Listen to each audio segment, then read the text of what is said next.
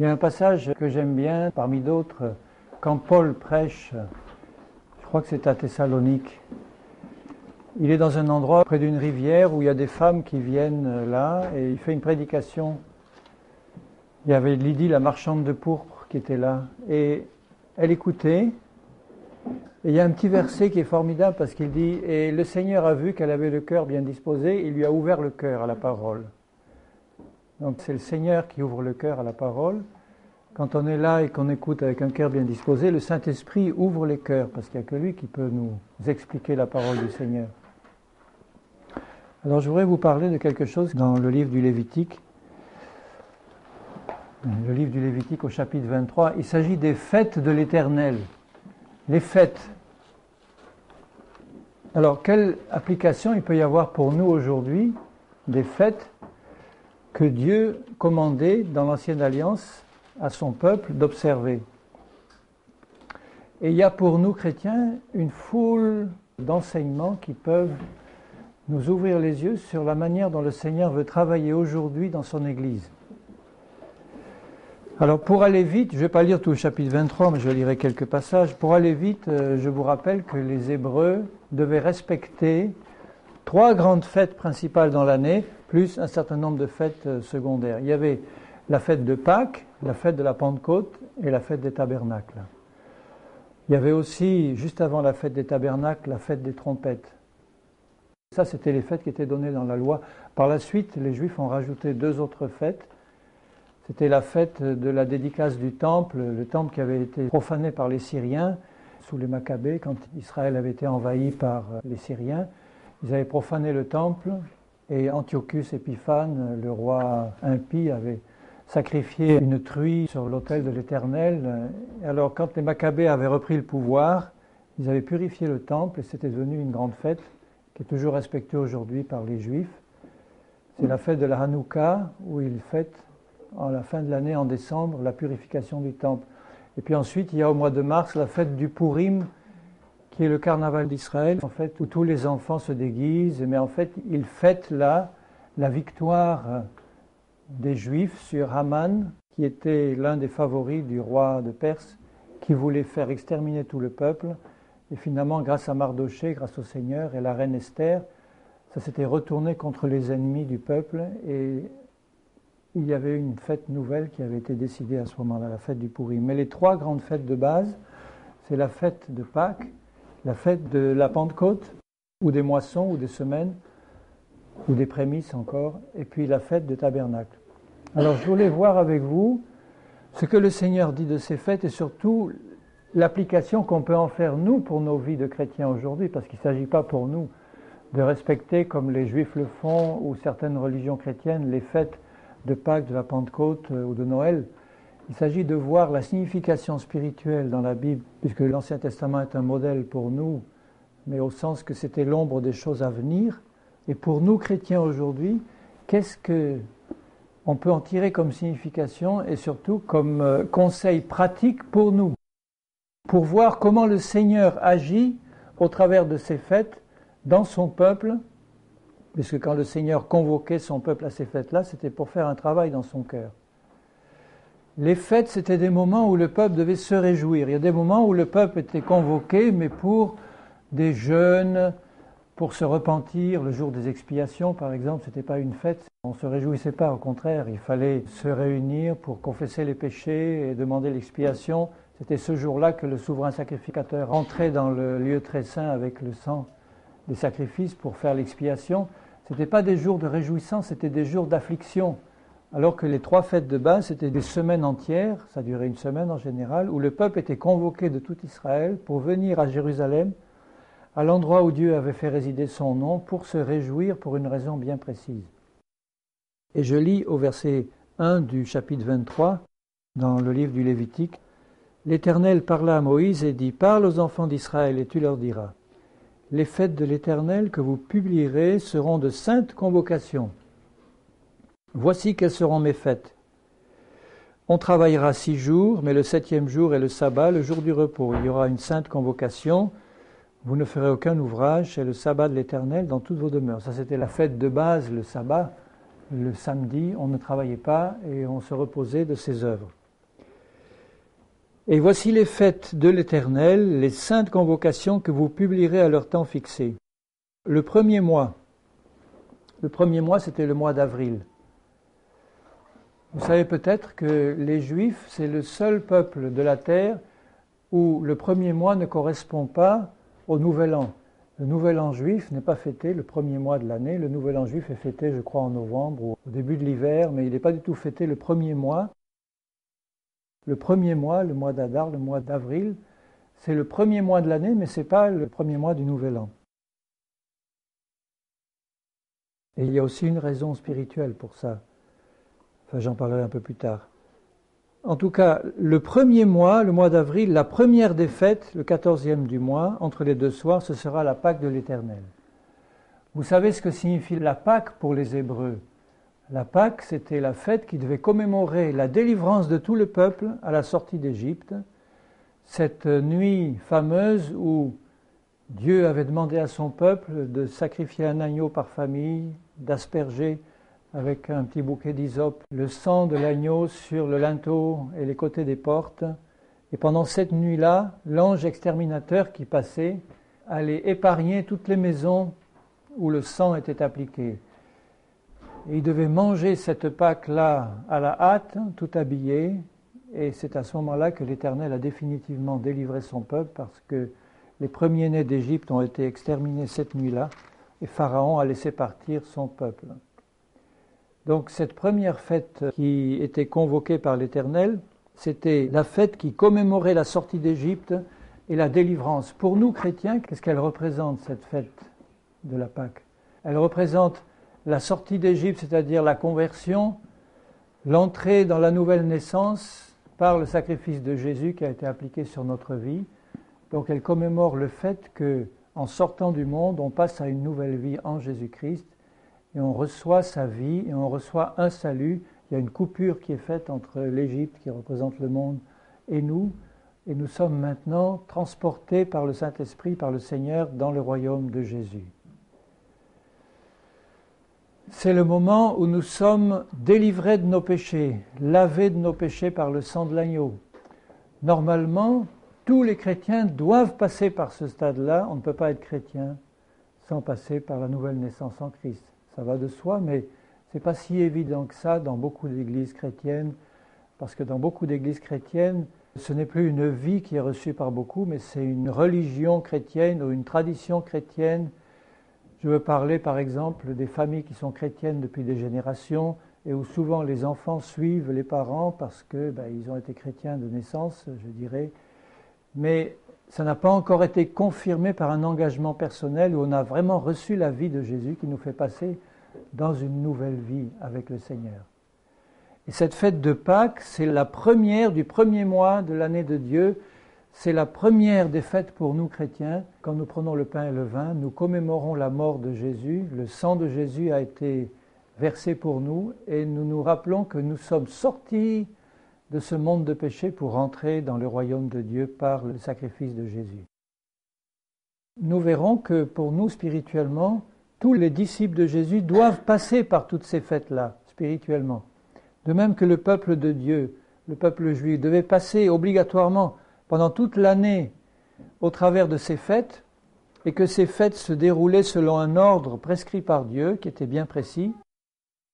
De même, dans notre vie chrétienne aujourd'hui, le Seigneur, spirituellement, va nous faire passer par ces fêtes jusqu'à l'aboutissement de la plus grande des fêtes, la fête des tabernacles, qui, entre parenthèses, est la seule qui n'a pas été reprise par les grandes religions chrétiennes qui continuent à fêter aujourd'hui à la manière chrétienne la Pâque et la fête de la Pentecôte, mais on ne parle pas de fête des tabernacles dans les milieux chrétiens, il n'y a pas de transposition de la fête des tabernacles dans les églises chrétiennes, alors que pour le Seigneur, c'était l'aboutissement de toutes les fêtes de l'année. La plus grande des fêtes, la fête des tabernacles. Alors, est-ce que ça n'a pas été une fête pour vous le jour où le Seigneur vous a rencontré et le Seigneur a vraiment changé votre cœur et où vous avez su que vous aviez en vous le salut éternel de Dieu, la délivrance du péché? Pour moi, ça a été une fête, ça l'est toujours. Je n'oublie pas que le Seigneur a effacé mes péchés. Jamais je n'oublierai. Jusque dans l'éternité, quand je regarderai le Seigneur Jésus et que je verrai toujours les marques de ses clous et de son côté percé, j'aurai toujours cette joie dans le cœur pour l'éternité de savoir que le Seigneur m'a racheté de mes péchés. C'est la première des fêtes, mais c'est une fête qui dure pour l'éternité. Il nous a fait rentrer dans sa vie et nous nous en souvenons chaque fois que nous prenons le pain et le vin. Je lis la suite au verset 5. Le premier mois, le 14e jour du mois, entre les deux soirs, c'est-à-dire entre le coucher du soleil et la nuit noire, ce sera la Pâque de l'Éternel.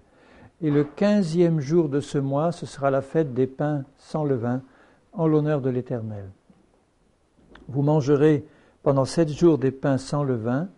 Le premier jour, vous aurez une sainte convocation, vous ne ferez aucune œuvre servile. Vous offrirez à l'Éternel pendant 7 jours des sacrifices consumés par le feu.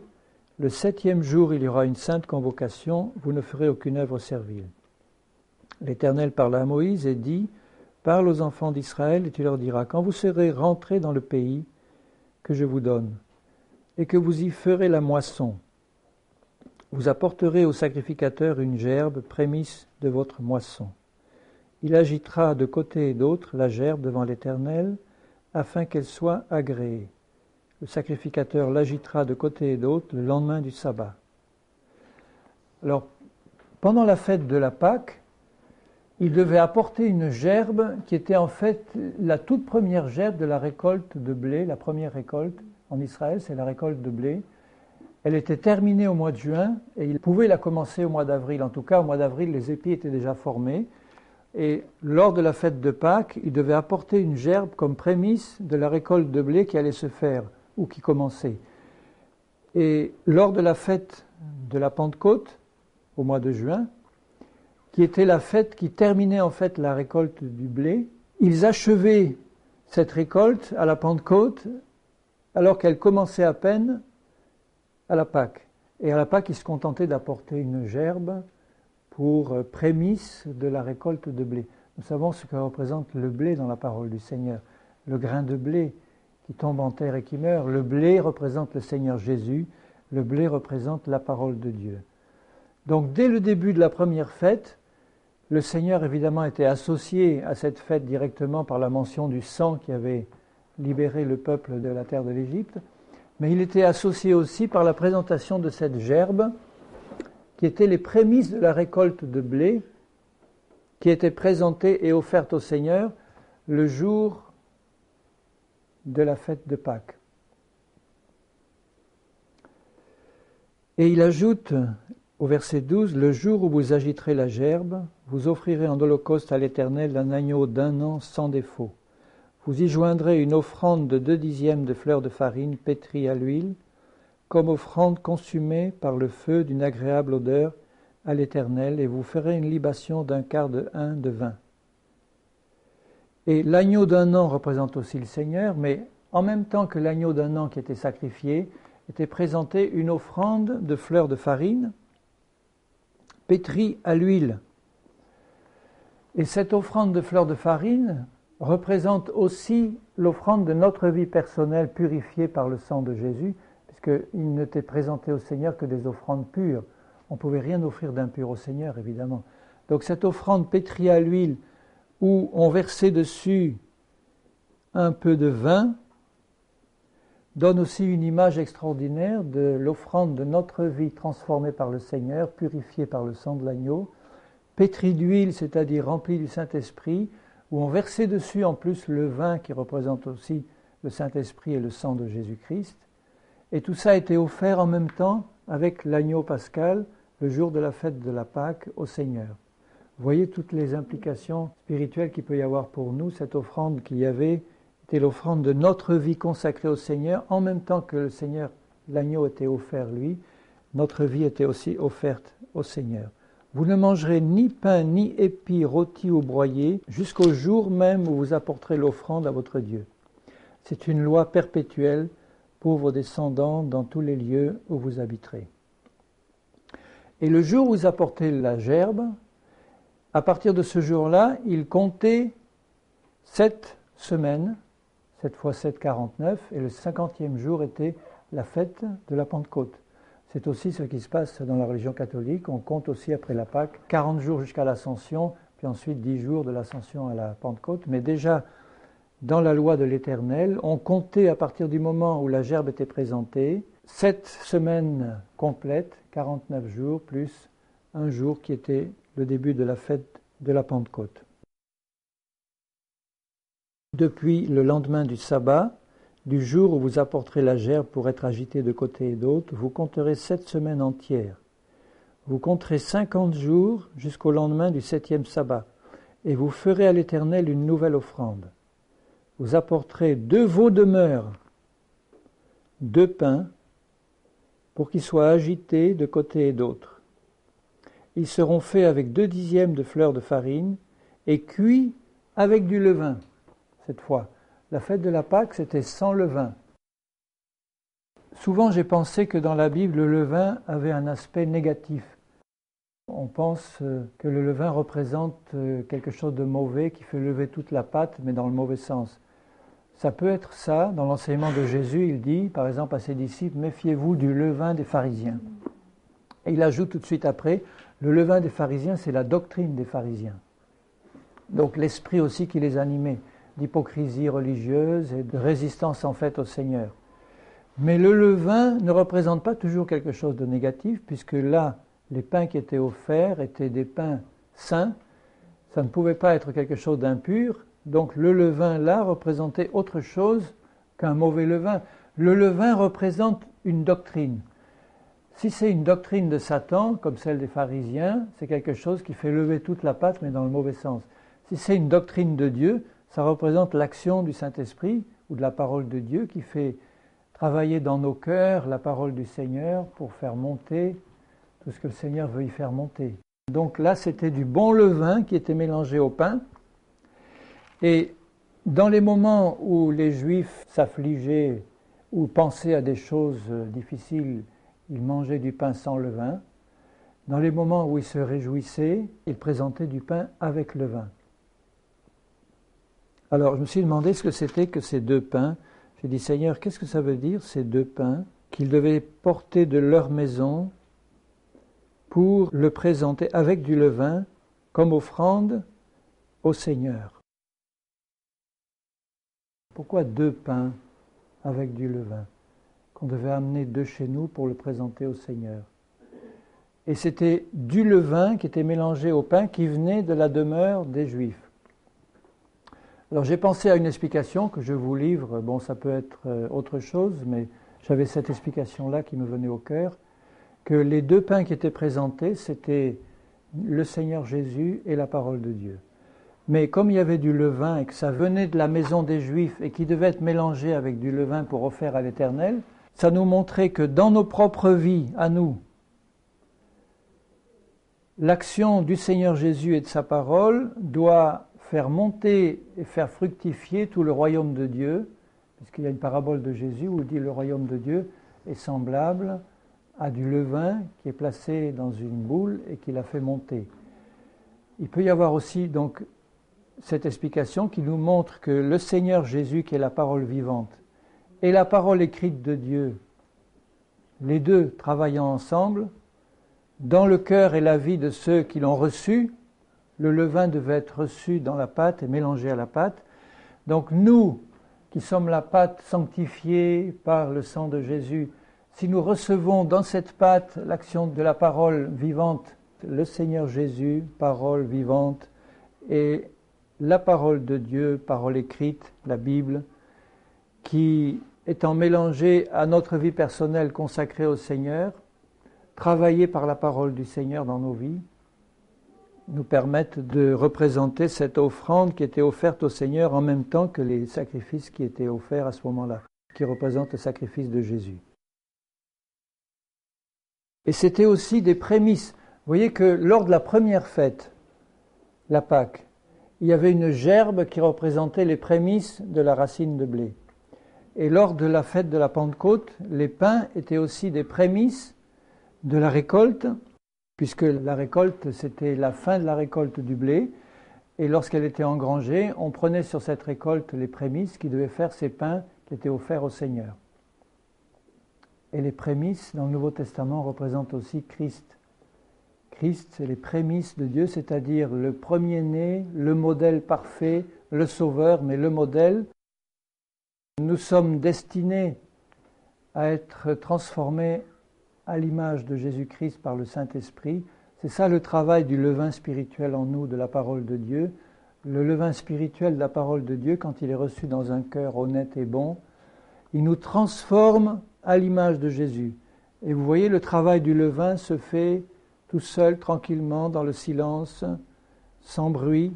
Il suffit de mettre du levain dans la pâte, de la laisser au chaud, et la pâte monte toute seule. C'est le travail aussi qui se fait dans le fruit de la vigne, quand il reste attaché au cep, la sève, tranquillement, toute seule, fait grossir le fruit de la vigne et présente une offrande parfaite au Seigneur. Alors, je passe au verset 24. Le 7e mois. Le 7e mois, c'était le mois d'octobre. C'est un grand mois, le mois d'octobre, pour les Juifs, puisqu'il y a rien que le mois d'octobre, il y a 3 événements importants qui se passent. Le premier du mois, c'est la fête des trompettes. Ensuite, il y a le grand jour des expiations, le Yom Kippour. Et ensuite, il y a la fête des tabernacles qui suit tout de suite après. Et ça marque la fin de l'année des fêtes du Seigneur. On recommence après une année nouvelle, mais ce n'est pas le premier mois. Et il dit là, le 7e mois, donc mois d'octobre, le premier jour du mois, vous aurez un jour de repos, publié au son des trompettes, et une sainte convocation. Vous ne ferez aucune œuvre servile, et vous offrirez à l'Éternel des sacrifices consumés par le feu. Il commençait ce 7e mois par une grande fête qui était annoncée au son des trompettes. Pour nous chrétiens, le son de la trompette, vous voyez ce que ça peut être, hein ? C'est l'annonce de la parole du Seigneur et l'annonce de l'évangile du Seigneur. Le peuple était convoqué au son de la trompette et il devait répondre à cette convocation et se réjouir dans la fête des trompettes, dans la fête de l'Éternel.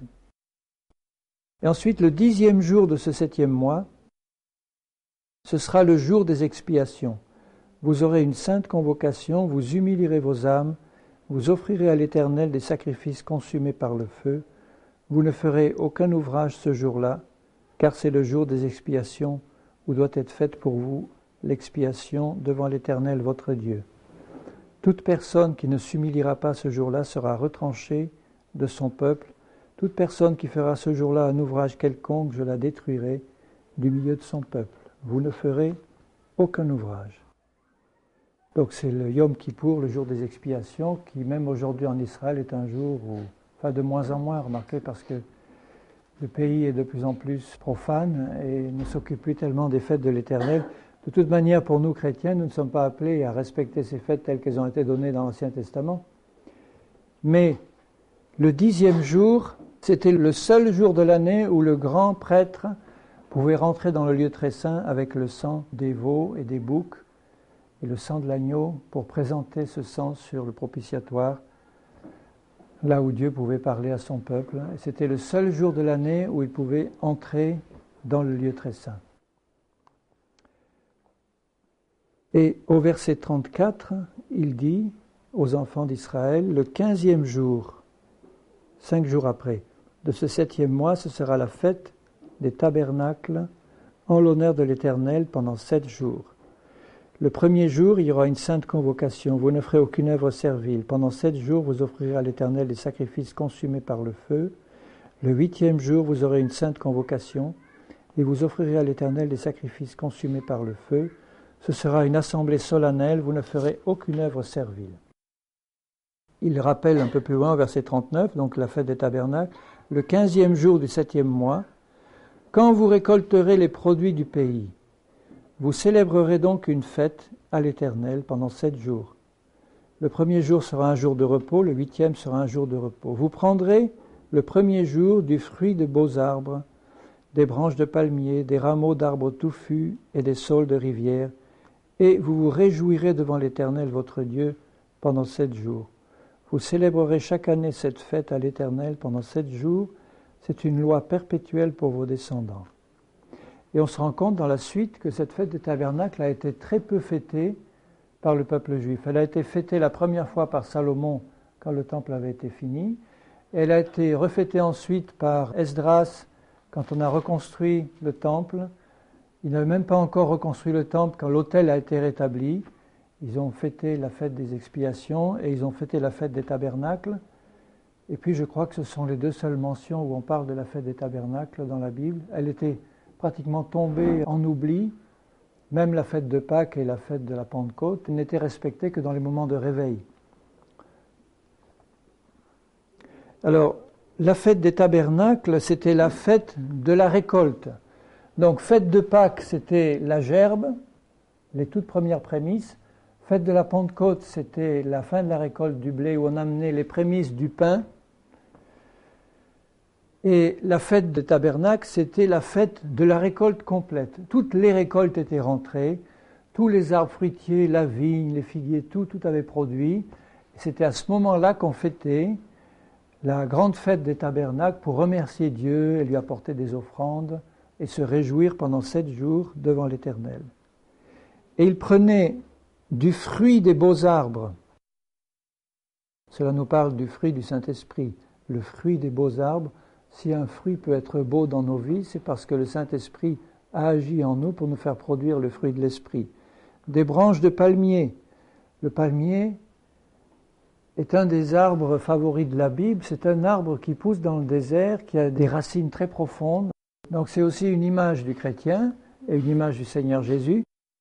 Si nous sommes, même dans le désert de ce monde, enracinés profondément dans un sol aride, mais avec des racines qui vont chercher l'eau de la parole là où elle se trouve, c'est-à-dire profondément, eh bien on va être toujours verdoyant devant le Seigneur.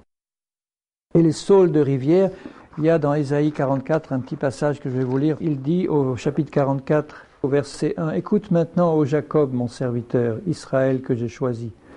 Ainsi parle l'Éternel qui t'a fait et qui t'a formé dès ta naissance.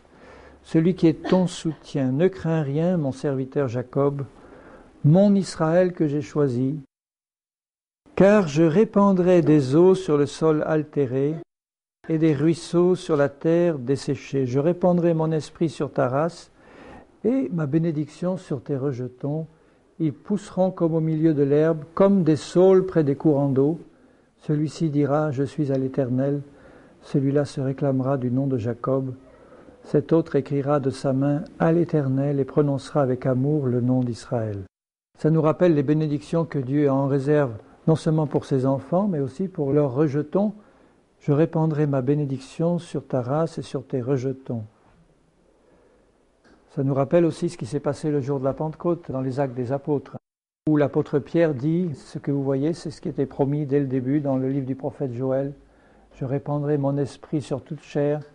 Vos fils et vos filles prophétiseront, vos vieillards auront des songes, etc.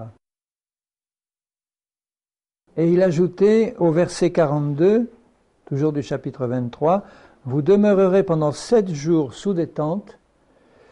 Tous les indigènes en Israël demeureront sous des tentes, afin que vos descendants sachent que j'ai fait habiter sous des tentes les enfants d'Israël, après les avoir fait sortir du pays d'Égypte. Je suis l'Éternel, votre Dieu. » Donc c'était la fête de la récolte, et c'était la fête aussi où Dieu rappelait à son peuple qu'ils avaient été des voyageurs sous des tentes pendant toute la traversée du pays d'Égypte, et que même sur cette terre, nous chrétiens, nous devons nous considérer comme des voyageurs et des pèlerins, nous attacher nulle part et savoir que nous sommes de passage sur cette terre, et que pour le Seigneur, dans le Nouveau Testament, la tente est aussi une image du corps physique, puisque Pierre dit, je sais que si cette tente est enlevée, eh bien j'ai dans le ciel une demeure céleste qui est éternelle.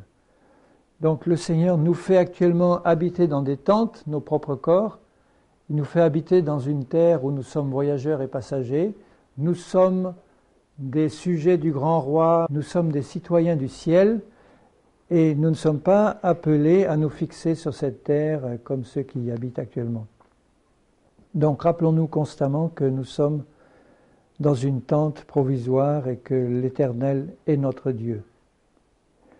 Alors maintenant, en ce qui concerne la signification spirituelle des 3 fêtes, Pâques, Pentecôte et Tabernacle, ces 3 fêtes qui se produisaient le 1er, le 3e et le 7e mois, marquent pour nous chrétiens une progression spirituelle dans notre vie avec le Seigneur. On commence par la Pâque qui est la nouvelle naissance, On continue par la Pentecôte qui représente les prémices de la récolte finale et qui représente le travail aussi du Saint-Esprit et de la parole de Dieu dans une vie de chrétien né de nouveau. Vous remarquez que la Bible n'a aucun intérêt pour quelqu'un qui n'est pas vraiment né de nouveau. Quand on est né de nouveau, quand on a la vie de Jésus en nous, on a un intérêt, je dirais, naturel pour la lecture de la Bible qui n'est pas naturel tant qu'on n'a pas la vie du Seigneur qui est vraiment profondément dans le cœur. Avant ma conversion, il m'est arrivé de lire la Bible, mais c'était un livre fermé, c'était un livre incompréhensible, plein de contradictions, et un livre qui ne m'apportait pas quelque chose qui répondait à mes besoins du moment, parce que mon cœur n'était pas ouvert au Seigneur. C'est quand mon cœur a été ouvert à la nouvelle naissance et que le Seigneur a touché mon cœur que j'ai eu soif de lire la Bible, et j'ai toujours soif de la lire, parce que à mesure que je la lis, le Saint-Esprit me révèle et m'explique des choses, et ça me donne toujours envie et le désir de me nourrir davantage de cette vie d'en haut qui passe par la parole de Dieu, comme une sève qui nourrit le fruit qui est en train de pousser. Et la Pentecôte représente donc les prémices de la récolte finale. Et vous savez que le jour de la Pentecôte, ce qui s'est passé dans le livre des Actes, ils ont été baptisés du Saint-Esprit. Et ce baptême du Saint-Esprit qu'ils ont reçu était les prémices de l'Esprit qu'ils ont reçu à ce moment-là, non pas parce qu'ils étaient parfaits, mais parce que le Seigneur voulait baptiser de son Esprit ceux qui s'étaient engagés avec Christ pour pouvoir atteindre justement le but final, qui est la maturité complète représentée par la fête des tabernacles. La fête des tabernacles, c'est la fête de la récolte parce que c'est la maturité. Quand le fruit est arrivé à maturité, c'est là que le Seigneur le récolte. Et il faut tout un temps prolongé, qui peut être très long pour certaines espèces, de maturation et de maturité pour arriver aux fruits mûrs. Ça commence par la nouvelle naissance, ça doit continuer par le baptême du Saint-Esprit. Je me rappelle, il y a une vingtaine d'années, ou 25 ans par là, quand dans beaucoup d'églises chrétiennes, il y avait un problème important qui peut exister encore aujourd'hui, mais à ce moment-là, c'était peut-être encore plus vif. C'était le fameux problème charismatique ou non. Beaucoup d'églises étaient visitées par le Seigneur, beaucoup recevaient le baptême de l'Esprit et les dons spirituels, le parler en langue et les dons et les miracles, les guérisons, etc. Et il y avait beaucoup d'opposition et de discussions dans les églises chrétiennes, les unes voulant pleinement accepter cette visitation du Saint-Esprit, d'autres non. Celles qui l'acceptaient allaient parfois beaucoup plus loin que le Seigneur le voulait dans la manifestation de certaines choses, c'est-à-dire qu'il y a eu beaucoup d'excès et beaucoup de choses qui étaient de la chair et qui n'étaient pas du tout du Saint-Esprit, et qui ont dégoûté beaucoup de chrétiens qui auraient pu recevoir une vraie visitation du Saint-Esprit pour ne garder que les bonnes choses de Dieu.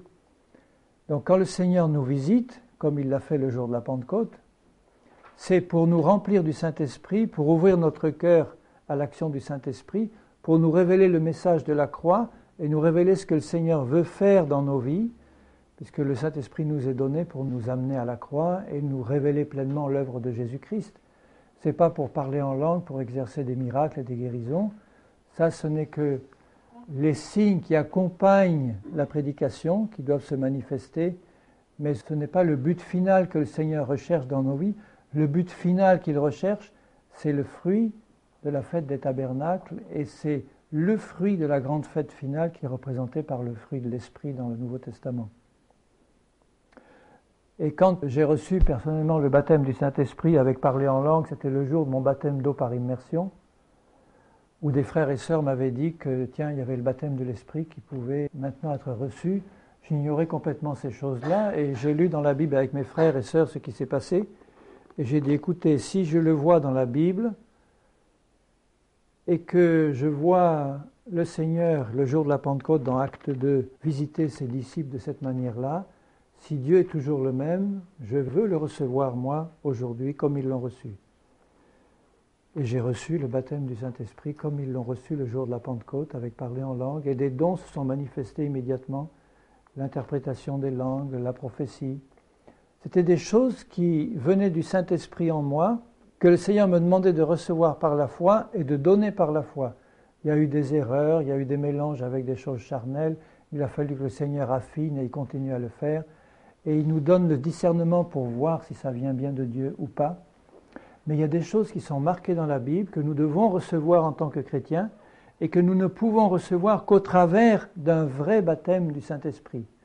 Un vrai baptême de l'Esprit, dans l'Esprit du Seigneur, n'est pas destiné à nous faire entrer dans des manifestations surnaturelles ou grandioses du type guérison ou délivrance ou chasser les démons.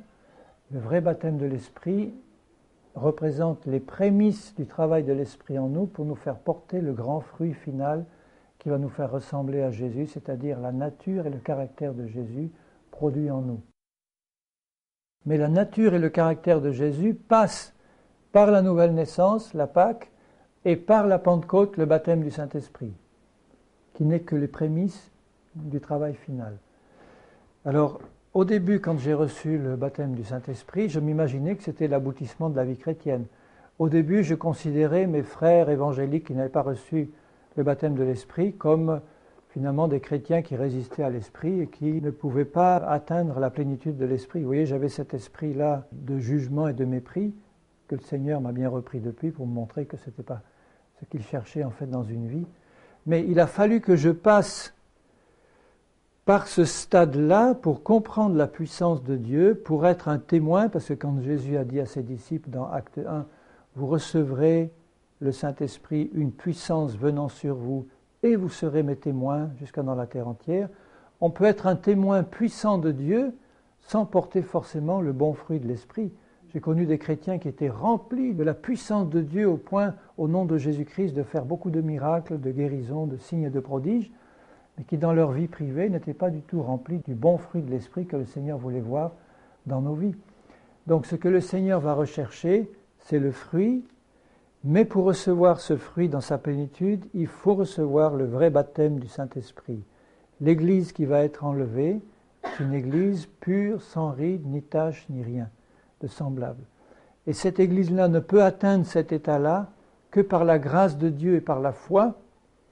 Elle ne peut atteindre cet état-là que si elle a compris tout le travail que le Seigneur veut faire au travers de ces trois fêtes représentées par la Pâque, la Pentecôte et les tabernacles, c'est-à-dire nous faire arriver à un point de maturation où on commence par la réception de la vie de Christ, on continue par la réception de la puissance du Saint-Esprit qui nous fait rentrer dans les choses puissantes de Dieu, mais qui nous ouvre aussi la compréhension de la parole du Seigneur, pour arriver à la fête des tabernacles, c'est-à-dire la plénitude du fruit qui est le caractère de Jésus pleinement manifesté en moi. Et je vous assure que quand je rencontre un chrétien qui a en lui laissé le Seigneur travailler pour qu'il manifeste le caractère et la nature de Jésus, ça dégage une bonne odeur formidable, parce que c'est une odeur d'amour, de sainteté, qui résulte de la compréhension de l'œuvre de la croix. Et non seulement la compréhension, c'est pas resté là, c'est quelque chose qui est rentré au fond du cœur et qui a été intégré, accepté pleinement. La fête de la Pentecôte était suivie de la fête des tabernacles, mais la fête des tabernacles était précédée de la fête des trompettes, et tout de suite après, vous vous rappelez qu'est-ce qu'il y avait le jour des expiations. Donc immédiatement avant la fête des tabernacles, qui représente la maturité finale, il y avait le jour des expiations. Et le jour des expiations représente pour moi l'œuvre de la croix. Dans ma vie aussi. Dans ma vie d'abord, je ne peux pas atteindre la maturité en Christ si je n'ai pas reçu le message de la croix et si je ne l'ai pas intégré dans ma vie. Si je n'ai pas dit au Seigneur, « Seigneur, il n'y a qu'une chose qui m'empêche de manifester ta maturité, c'est ma chair. Si cette chair n'est pas amenée à une mort complète, tu ne vas pas pouvoir me faire atteindre la maturité ni manifester la nature de Jésus. Il faut donc, Seigneur, que je reçoive dans ma chair un coup mortel final qui a été asséné par Jésus-Christ à la croix, puisque quand Christ est mort, je suis mort avec lui. Ma chair a été crucifiée quand Jésus-Christ est mort. Mais ce que Jésus veut me faire comprendre, c'est que ce qu'il a accompli pour moi à la croix il y a 2000 ans, il veut aujourd'hui le réaliser complètement dans ma vie pour que cette chair soit définitivement crucifiée, pour que la grande fête des tabernacles puisse vraiment être vécue par l'Église avant le retour du Seigneur. Et je crois que l'étape finale du travail du Saint-Esprit dans l'Église, dans le monde entier, c'est la préparation de l'Église de Jésus-Christ à la grande fête spirituelle des tabernacles. Et la grande fête spirituelle des tabernacles, ce n'est pas le grand réveil final annoncé dans le monde entier. Il n'y aura pas de réveil final. Il y a simplement une maturation de l'Église de Jésus-Christ qui, à partir de la vie de la nouvelle naissance, du baptême du Saint-Esprit et de l'œuvre de la croix quand elle a été intégrée dans ma vie, va me faire arriver à la perfection et à la maturité complète. Et c'est à ce moment-là que Jésus va enlever l'Église. C'est ce travail-là que le Seigneur est en train de faire dans l'Église universelle entière. Partout, quelles que soient les dénominations, quelles que soient les églises, qu'elles soient catholiques, qu'elles soient protestantes, qu'elles soient évangéliques ou orthodoxes, si le Seigneur voit un cœur ouvert à sa parole et à Jésus-Christ, qui reçoit la nouvelle naissance, celui-là ou celle-là sont destinés à passer par ces étapes-là. Il faut qu'ils le sachent. Ils ne peuvent pas rester stationnaires. On ne peut pas rester au stade de la Pâque, c'est-à-dire de la nouvelle naissance. On ne peut pas rester figé au stade de la nouvelle naissance. On ne peut pas rester figé au stade du baptême du Saint-Esprit. Ce ne sont que des étapes. Il faut arriver à la maturité finale que Jésus veut voir dans nos vies. Il faut passer par la fête des trompettes, qui est l'annonce pleine de l'Évangile, par le jour des expiations, qui est la compréhension de l'œuvre de la croix. Il faut avoir dit au Seigneur, « Seigneur, j'en ai assez de cette chair qui m'empêche de te manifester. Je sais théoriquement qu'elle a été crucifiée en Christ, mais je veux que pratiquement, dans ma vie de tous les jours, je la vois mise à mort. » Donc si tu as cette réaction devant le Seigneur, si tu lui as dit de tout ton cœur, « Seigneur, fais ton œuvre de crucifixion », ce qui va se passer, c'est que le Seigneur va te prendre et il va te clouer à la croix. Si vous regardez les souffrances de Jésus avant sa crucifixion et pendant sa crucifixion, ça a commencé, il a versé son sang au jardin de Gethsémanée. Et c'est au jardin de Gethsémanée qu'il a soumis sa volonté à la volonté du Père. C'est la première victoire de Jésus. Non pas ma volonté, Père, mais la tienne. C'est là qu'il a commencé à verser son sang. Ensuite, il a été flagellé. On lui a mis une couronne d'épines sur la tête. Ensuite, on l'a cloué à la croix, les pieds, les jambes. Et ensuite, on a fini par lui percer le côté, d'où s'est échappé encore un peu de sang et d'eau. Eh bien, si moi j'ai été crucifié avec Christ, je devrais spirituellement traverser aussi avec lui les mêmes étapes. C'est-à-dire qu'à Gethsémanée, je vais donner ma volonté entièrement au Seigneur. C'est ça la crucifixion de la volonté. C'est-à-dire, Seigneur, plus ma volonté propre, mais la tienne maintenant. Je te donne ma vie tout entière. La volonté fait partie de l'âme. La volonté, les sentiments et les pensées, c'est l'âme. Donc la volonté de Jésus a été offerte à son Père. La couronne d'épines, spirituellement, c'est mes pensées qui sont offertes au Seigneur dans la crucifixion. C'est-à-dire de dire, Seigneur, non plus mes pensées humaines qui vont guider ma vie, mais les pensées de Jésus, mais ta parole dont je vais être rempli, qui va vraiment guider ma vie. Mes pensées vont être crucifiées et je vais pouvoir accepter la tienne. Quand le côté de Jésus a été percé, c'était son cœur qui a été percé. Et mon cœur représente aussi mes sentiments, mes émotions, tout ce qui est charnel au point de vue sentimental. Ça doit aussi passer par la crucifixion et la mort. Je dois aussi comprendre que le Seigneur veut amener à la surface tout ce qui est charnel dans ses aspects les plus subtils. Vous savez, ce qui est charnel, ce n'est pas seulement les péchés grossiers, sexuels et autres. Ce qui est charnel, c'est tout ce qui est humain. C'est tout ce qui n'est pas passé par la nouvelle naissance. C'est tout ce qu'on emmène de notre vieille nature et tout ce qui n'est pas amené à la mort de Christ. Le Seigneur, s'il veut nous amener à la perfection, va nous faire comprendre tout ce qui doit passer à la mort de la croix. Et si tu dis ça au Seigneur de tout ton cœur, fais de moi ce que tu veux pour que ton fruit puisse paraître dans sa maturité pleine et entière en moi, le Seigneur va te prendre au mot, mon frère, ma sœur, il va te crucifier jour après jour. Tu vas voir tes pieds et tes mains crucifiés, c'est-à-dire que tu ne pourras plus rien faire en dehors de la volonté du Seigneur. Les mains et les pieds représentent le service que je peux donner au Seigneur, la marche que je peux avoir sur cette terre. Tout va être amené dans ta vie à une crucifixion complète, à condition que tu aies dit, Seigneur, fais ton œuvre complète en moi. Le Seigneur ne le fera pas si tu ne veux pas que son œuvre se fasse. Si tu ne veux pas qu'il t'amène à une mort complète, il va te laisser là au niveau de la Pâque, à la rigueur au niveau de la Pentecôte. Tu vas continuer à chasser les démons et à guérir les malades au nom de Jésus, Mais ce n'est pas ça qui va t'amener à la perfection finale. Ce qui va t'amener à la perfection finale, c'est l'acceptation d'une mort complète de ta vieille nature humaine, où il n'y a rien de bon, rien, absolument rien, aux yeux du Seigneur. Certaines personnes ont beaucoup de mal à comprendre ça. Quand ils arrivent au contact de ce message de la croix, et qu'on leur dit « il n'y a rien de bon dans la nature humaine aux yeux de Dieu », ils ont tendance à dire « mais s'il y a des choses bonnes, regarde dans le monde, il y a des gens qui font des œuvres merveilleuses, ils donnent leur vie pour des grandes causes, ils donnent leur vie pour leurs enfants ou leurs parents, etc. C'est beau tout ça. » Je ne dis pas que c'est mauvais. Mais aux yeux du Seigneur, ce n'est pas ça qu'il recherche. Ça ne vient pas de Dieu.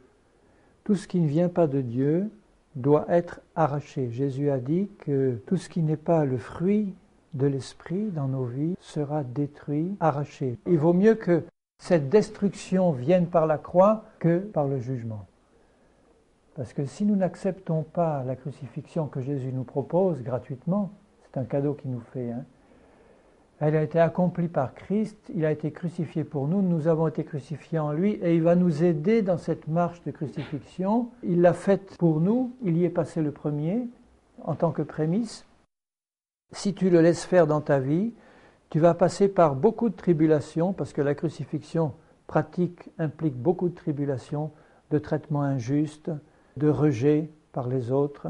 Ça fait partie de la crucifixion que Dieu va te demander d'accepter.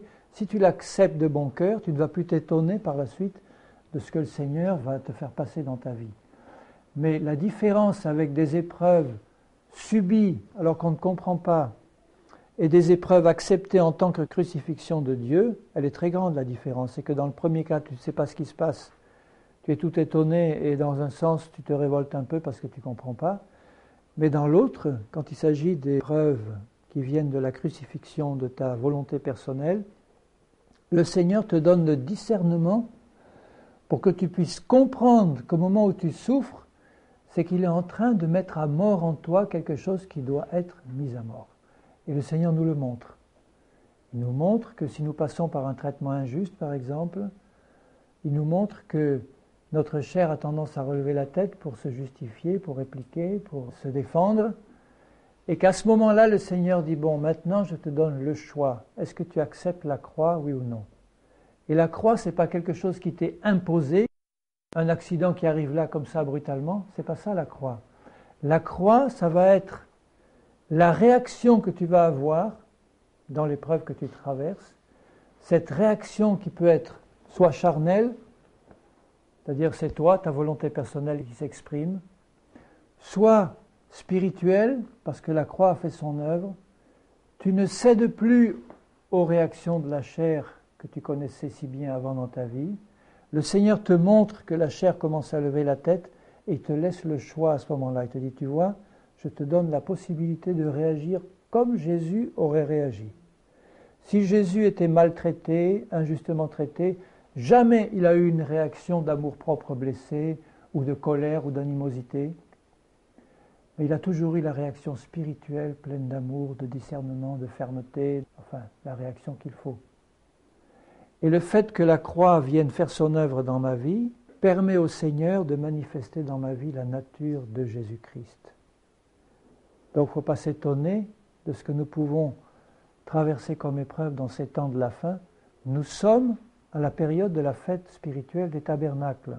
Si tu es resté fidèle au Seigneur, attaché à lui depuis le début, depuis la Pâque, il se peut que tu sois encore au niveau de la Pâque, tu vois.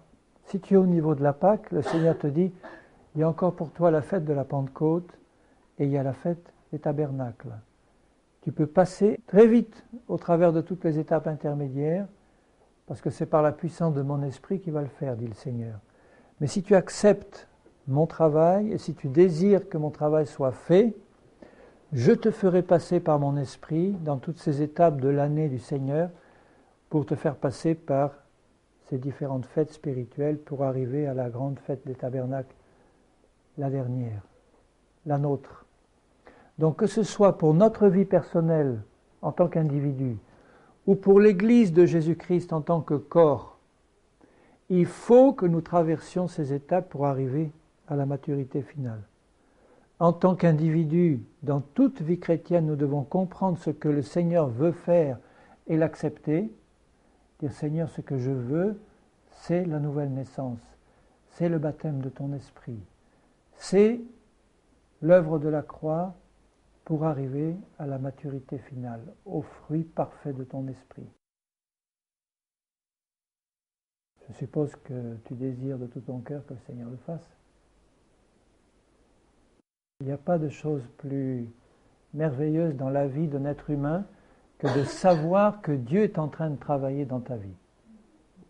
Quand tu sais que Dieu est en train de travailler, c'est parce que tu lui as dit « Seigneur, je te donne ma vie, fais maintenant tout ce que tu as à faire ». À partir de là, tu ne t'étonnes plus de rien.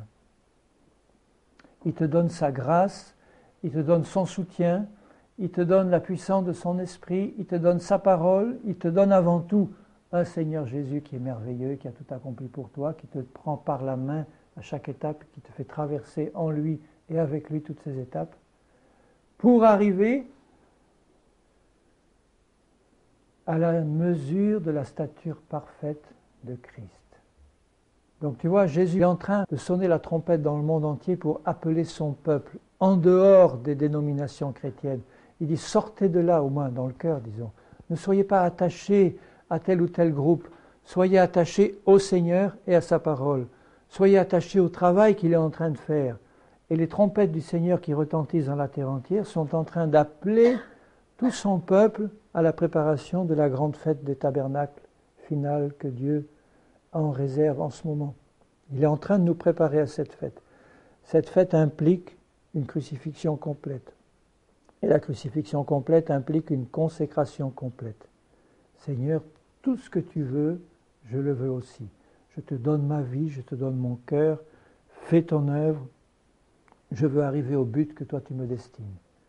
Et ce but, le Seigneur me le fait atteindre par son esprit, si moi, j'ai mon cœur entièrement attaché à Jésus. Il y a des étapes intermédiaires, mais ce ne sont que des étapes intermédiaires. Le but final, c'est Jésus produit en nous par le Saint-Esprit, jusqu'à ce que la nature même de Jésus soit vue en moi et que toute ma vieille nature charnelle soit complètement éliminée de ma vie. La vie chrétienne, c'est autre chose que des expériences formidables avec Dieu. On peut passer dans la vie chrétienne par des expériences formidables. Pour moi, le baptême de l'Esprit, ça a été une expérience formidable. Quand j'ai commencé à chasser les démons, je me croyais arriver au 7e ciel. Je dis, mais après, le Seigneur m'a dit, c'est pas ça. C'est pas ça que je veux voir dans ta vie. Fais-le si tu as un démoniaque en face de toi et qu'il a besoin d'être secouru. Au nom de Jésus, fais-le. Mais comprends que c'est pas ça le but que je veux pour toi dans ta vie. Ce que je veux, c'est manifester Jésus en toi. Donc, regarde-toi dans la glace de ma parole et regarde s'il y a encore en toi des choses qui manifestent quelqu'un d'autre que Jésus. Regarde-toi dans le miroir de la parole. Je vois, Seigneur, tu commences à travailler. Je vois certains aspects de la nature de Jésus qui sont formés en moi. J'ai la patience de Jésus qui vient dans ma vie. J'ai l'amour de Jésus qui vient, la joie, la paix de Jésus. Bon, c'est bien. Je t'amène à la perfection de la maturation complète. Reste attaché à Jésus. Laisse-toi crucifier à fond. Et une vraie crucifixion, ça peut vouloir dire que le Seigneur te met pieds et poings crucifiés là, dans un coin, pendant quelque temps, complètement abandonné apparemment de tous. Mais pendant ce temps-là, il est en train d'agir en toi dans le secret pour que le bon levain de la parole du Seigneur et du Saint-Esprit produise le bon fruit. Ma prière, Seigneur, pour ma part et pour ton Église, c'est que tu nous amènes au but. Seigneur, il n'y a rien de plus triste qu'un de tes enfants qui est là sur le bas-côté de la route et qui n'avance plus spirituellement. Et je sais que dans ta compassion, dans ton amour, tu viens chercher et relever tous tes enfants pour les amener au but. Tu as un but merveilleux, c'est nous transformer à ton image. Et pour ça, tu veux mettre à mort en nous tout ce qui n'est pas de toi. Seigneur, je te bénis pour ton programme parfait. Je te prie pour qu'il se réalise dans ma vie. Je te prie pour que soit vue en moi la nature de Jésus. Pour que soit vue dans ton Église la nature de Jésus-Christ. Que nous puissions tous, Seigneur, parvenir à cette grande fête des tabernacles où toute la récolte sera engrangée et tout le fruit sera parvenu à maturité pour ta gloire. C'était une fête où il se réjouissait à fond pendant 7 jours, la perfection du royaume éternel de Dieu, où dans l'éternité nous pourrons nous réjouir éternellement en ta présence de l'œuvre que tu as accomplie en nous. Père, fais-le au nom de Jésus-Christ. Amen.